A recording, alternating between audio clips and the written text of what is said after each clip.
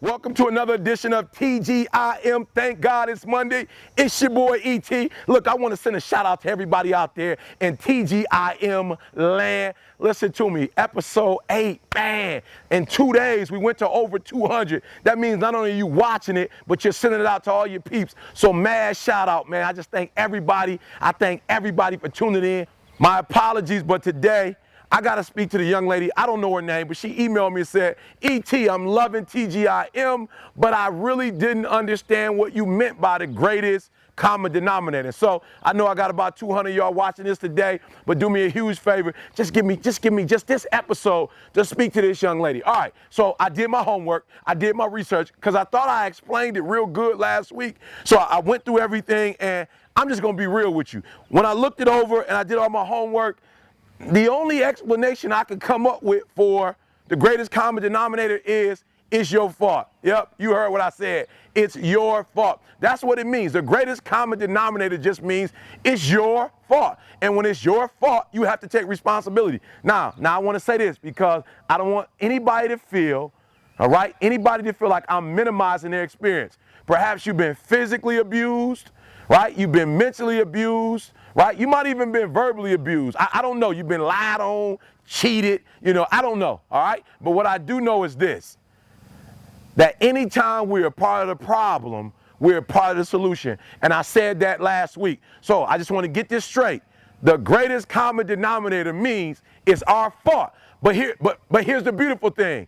If it's our fault, then it means we could do something about it. So I got 3 things I want to share with you, young lady. 3 quick principles to get from your fault to your greatest success that you've ever experienced before. Check out the 3. Principle number 1, right? And you got to promise me, all right? You got to promise me, because if you can learn principle number 1, I guarantee you that you'll get to whatever level of success you're trying to get to. So principle number 1, this is a promise.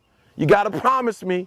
You will never, ever play the blame game again. That's right. You will take the word "I blame you" out of your vocabulary, all right? And I know it's difficult. Why? Because it's easy to blame. Because this is what happens. When you blame somebody else, you don't have to take responsibility. As long as it's somebody else's fault, then you don't have to do the work, all right? But I want to encourage you that even though you get a get out of jail free card when you blame somebody else, the reality is you are no closer to success. That's right. You are no closer to your dreams. When you blame somebody else, you automatically freeze yourself, all right? You trap yourself in that same reality. But when you can get beyond the point of blaming somebody else, making it somebody else's fault, and you can take responsibility, I'm telling you, that's the first key in being successful. So you got to do me a favor. Please stop blaming and take full responsibility. I want you to say something to yourself, right? I don't care if it's 6 people involved. I don't care if it's 5 people involved. At the end of the day, what I want you to say is, it's my fault.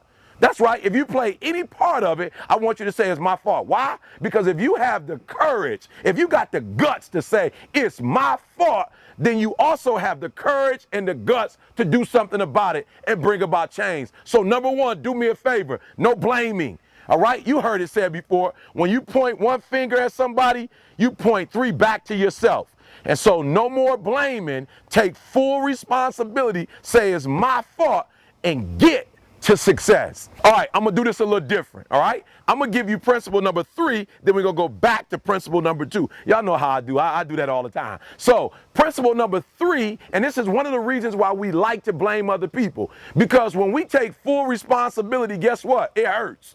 That's right, it hurts. When we take full responsibility, there's some pain involved, right? But we gotta get over it, which is principle number 2. Stop running, all right? I need you to stop running, say it's my fault, take responsibility so that you can move on. And I'm gonna be real. I don't know how many of you guys are like me, but oftentimes when it gets heated, when I was younger and it got heated, I like to run.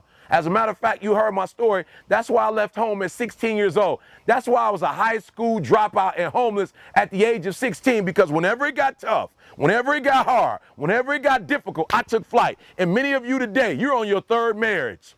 You're on your 2nd divorce. Why? Because every time something gets hard, you run. That's right. You should be finished with school right now. You should be working on your master's or your PhD, but every time it gets hard, every time it gets tough, instead of manning up, or being a woman and attacking it and saying it's my fault and dealing with it, you run. So principle number 2 is this. If you want to reach a level of success that you have never experienced before, you got to stop running from the problem. You got to stop running from it and run to it, because your success is on the other side of the problem. That's right. You heard what I said. Your success is on the other side of the pain. This is my final principle. This is my final principle. And listen to me very carefully. The last one is it's painful. I know it's going to hurt a little bit, but take it quickly and move on. I'll never forget, I was in college. Hey, this is to you, David Trofer. Sac passe, David. My boy, David Trofer, he came up to me after failing writing, basic writing for the second time. And he said, Eric, man, you just got to be real with yourself. You keep failing because you're not a good reader and you're not a good writer.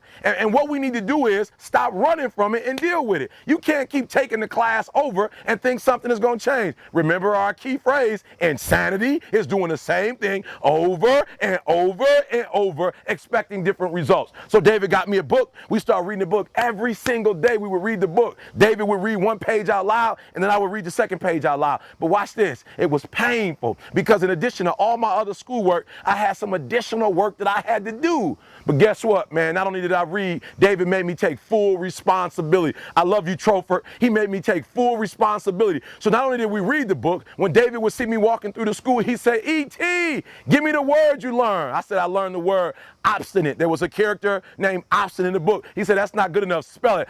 He said, don't just spell it. I want to know how many syllables. I said, obstinate. It's 3. Spell it out. Obstinate.